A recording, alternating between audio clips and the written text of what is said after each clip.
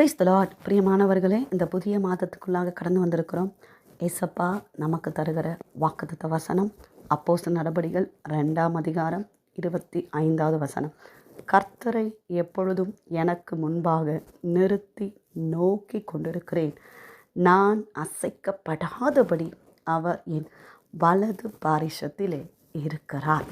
பிரியமானவர்களே, கர்த்தரை எல்லா சூழ்நிலையிலும் எப்பேற்பட்ட பிரச்சனை வந்தாலும் எனக்கு முன்பாக நான் வச்சிருக்கிறபடியினால தான் நான் அசைக்கப்படலை அப்படின்னு சங்கீதக்காரனாகிய தாவீது தைரியமாக சொல்லுகிறார்.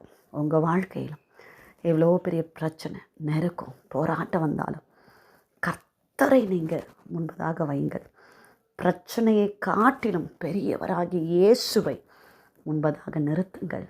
நிச்சயமாக நீங்கள் அசைக்கப்பட மாட்டீர்கள். உங்கள் வாழ்க்கை ஆசீர்வாதமாக இருக்கும், செழிப்பாக இருப்பீர்கள். God bless you. கர்த்தர் தாமே உங்களை ஆசீர்வதிப்பாராக.